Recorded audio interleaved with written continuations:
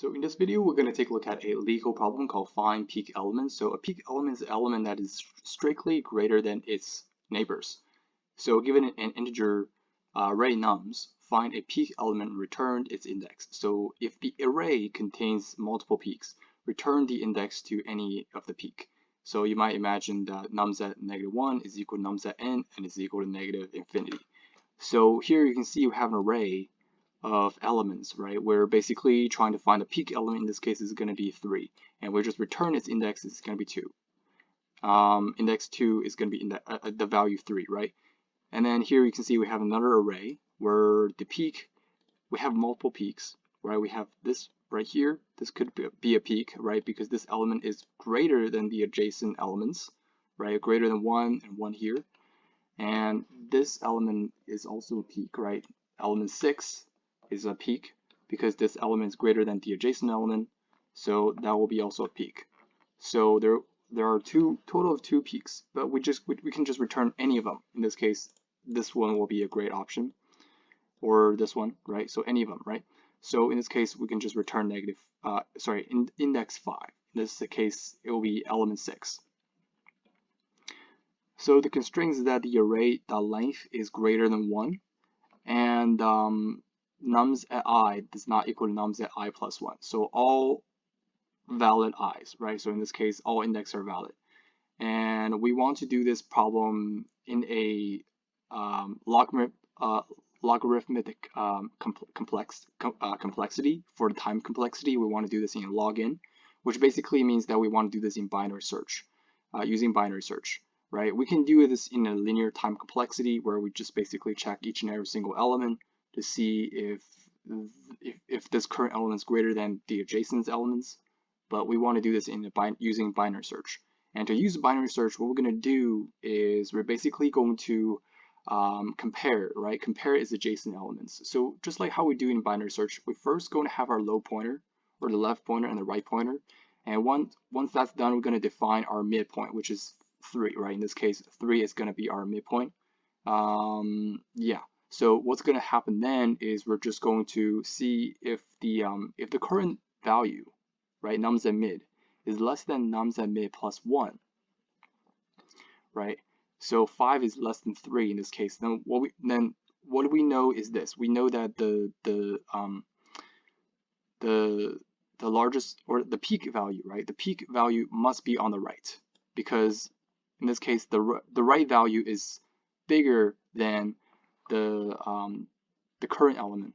And there could also, one thing that I didn't talk about is that there could also be a situation where we have, for example, this one, right? So this could be a peak as well. So 6, 5, 4, 3, 2. This could be also a peak, even though there's no elements on the left, but this still counts as a peak, right? So if no elements on the right, but only elements on the left, then still count as peak. Okay, so carry on. So basically, here you can see if the current element is less than the right element, then what we're going to do is we're going to search on the right, right? So in this case, we're going to continue to search on the right until we find the peak element, right? And then here, if we have a situation where the current element, right, the current midpoint is bigger than the right element, then we know that the peak element will be at the left. Right, we cannot say we just found the peak. In this case, it's 3, right? It is true, the 3 is the peak, but there could also be a situation like this, where we have nums at mid is bigger than nums at mid plus 1, which satisfy this condition. But you notice that here the peak is here, and the left element is less than, right? So in this case, is greater than the current element, so we cannot say this condition is true. So what we need to do is we need to figure out how can we do this. But what we can do instead is we can keep searching on the left. Instead of just returning this current element, we can just say, if this condition satisfies, then we can just search on the left, right? Including the current element and searching on the left. So if we were to include this current element and search on the left, then we have to implement a different type of binary search by simply including the current element when we search on the left, right? So here's how we're gonna implement the binary search.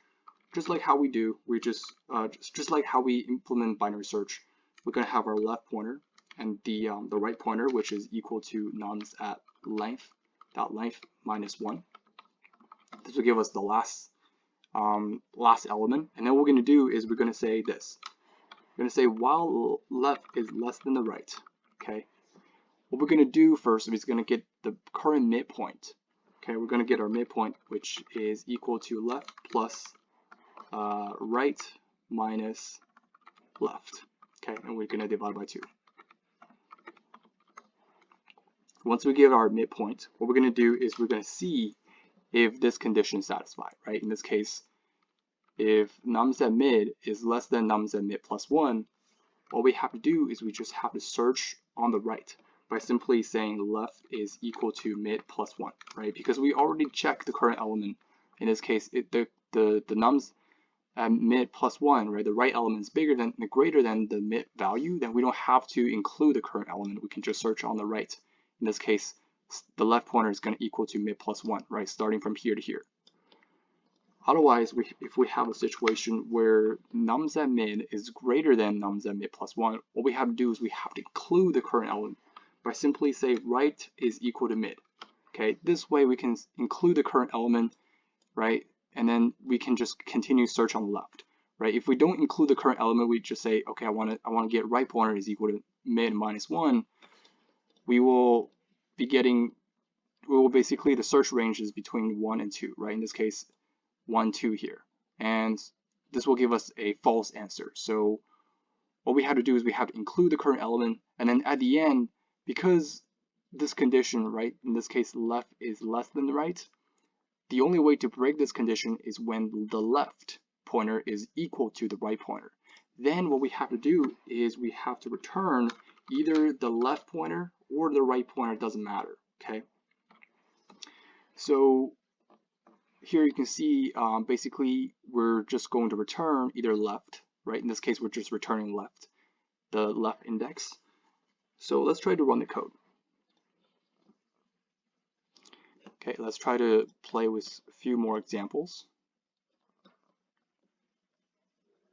Let's try it with this condition.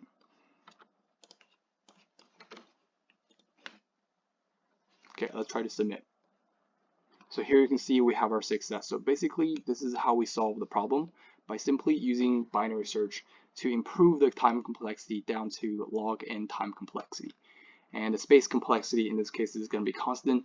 So there you have it. Thank you for watching.